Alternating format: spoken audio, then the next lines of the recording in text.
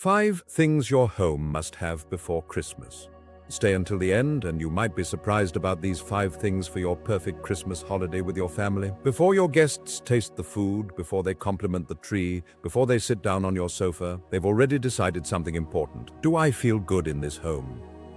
That decision happens in the first few seconds. It's not about how big your house is, how expensive the decorations are, or whether everything looks like a magazine. It's about warmth, safety, comfort, that feeling of, I could stay here for hours. You might be worried about Christmas because you're hosting family, friends, or neighbors. Maybe your children and grandchildren are coming. Maybe you're expecting old friends. Or maybe it's a smaller gathering, but you still want it to feel special. It's easy to get lost in stress. Is the house clean enough? Is the tree good enough? Is the food fancy enough? But the truth is, your guests will remember simple feelings. Did I feel welcome? Did I feel seen? Did I feel relaxed? In this video, I want to share 5 powerful things your home must have before Christmas if you want people to secretly fall in love with your space. These are not about buying everything new. They're about creating atmosphere, choosing a few small things that change the way your home feels the moment someone walks in. Let's start right at the front door. Firstly, an entrance that hugs people the moment they walk in. Your entrance is the handshake of your home. It's the very first impression, and it sets the tone for everything that follows. Guests might not say it out loud, but the first 5 seconds in your hallway or entry area decide whether they feel tense and awkward or relaxed and welcome. You don't need a huge hallway to create a beautiful entrance. You just need 3 things: a sense of clarity, a touch of warmth, and one festive detail. Clarity means there's a place to put things. If guests walk in and don't know where to put their coat, bag, or shoes, they immediately feel like they're in the way. If you can, prepare a chair or bench, a hook, or a clearly visible spot where you can say, "You can put your things right here."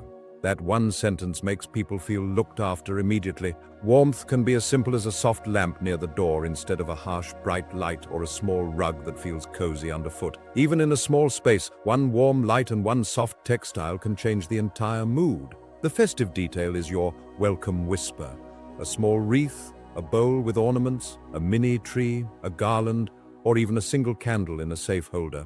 It doesn't have to be huge, just something that says, "Yes, Christmas lives here too." When people step inside and see that you've thought about the entrance, they feel like you've prepared for them, not just for the holiday. Secondly, a signature Christmas scent that triggers memories. You know that feeling when you walk into a place and it smells like fresh baking, pine, cinnamon, or something warm and sweet, and suddenly you feel calmer? That's not an accident. Scent is one of the strongest triggers of memory and emotion. It reaches the brain in a way that goes deeper than logic. That's why one smell can take you back 30 or 40 years in an instant. One of the most powerful things your home can have before Christmas is a signature scent. Not an overpowering one that gives people a headache, but a gentle, consistent aroma that makes your home feel like a Christmas story. What could that be? It might be something as simple as simmering a pot with slices of orange, cinnamon sticks, and cloves in water on the stove. It might be a lightly scented candle with vanilla, pine, or spice that you burn safely in the main room. It might even be the smell of something you always bake at Christmas: cookies, cake, or bread. The key is consistency. When guests smell that scent, they'll begin to associate it with your home, your Christmas. You don't have to keep it going all day, just enough so that when people arrive, the air feels warm and welcoming. That scent will stick in their memory long after the decorations are gone. Years later, they might smell something similar somewhere else and suddenly think of your living room, your laughter, your table. If you're still watching this video and finding these insights valuable, please comment Christmas below to let me know you're here. And if you haven't subscribed yet, I recommend you subscribe and turn on the bell so you don't miss any videos. Your support helps us continue creating good content to inform and inspire you. Now, let's move forward. Thirdly, lighting that makes everyone feel calm and beautiful. Harsh lighting can ruin even the most beautiful decorations. Bright, cold, bluish lights can make people feel exposed, tense, and tired. Warm, softer lighting, on the other hand, makes faces look softer. Spaces feel cozier, and conversations more intimate. If you want guests to be obsessed with how your home feels, your lighting matters more than you think. You don't need expensive lamps to do this.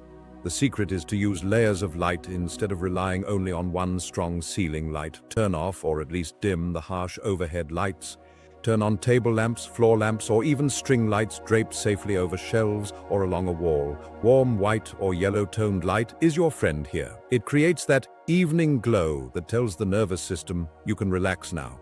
Candles can add magic, but they need to be used safely, away from curtains, out of reach of children, and never left unattended. If real flames feel stressful, battery-operated candles can create the same visual effect without worry. Pay special attention to the seating area where you expect people to gather.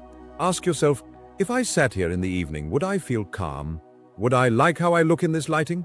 If the answer is yes, you're on the right track. People might not consciously say your lighting is amazing, but they will feel a difference and they'll want to stay longer. Fourthly, a gathering zone that pulls people together naturally. Have you ever been to a house where everyone just stands around awkwardly, unsure where to go, or where people scatter into different rooms and you feel like you're missing half the conversations? That happens when there is no clear gathering zone, a place that naturally pulls people together and makes them feel, this is where we belong.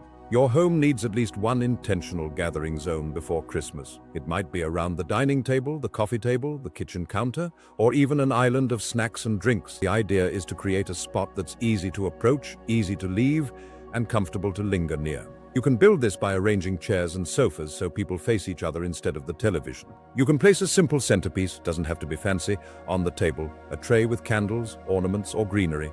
You can put snacks, drinks, or small nibbles where people can reach them without asking. When you do this, you're sending a message. You are allowed to sit, relax, and stay.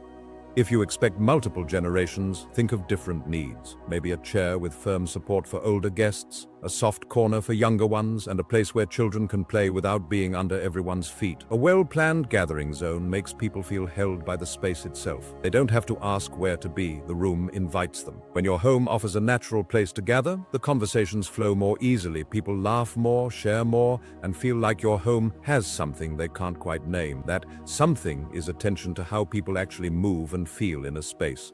Fifthly, small personal touches that make guests feel seen. The fifth thing your home must have before Christmas is not big, expensive, or flashy. It's small, specific, and deeply human. Personal touches that make people feel seen.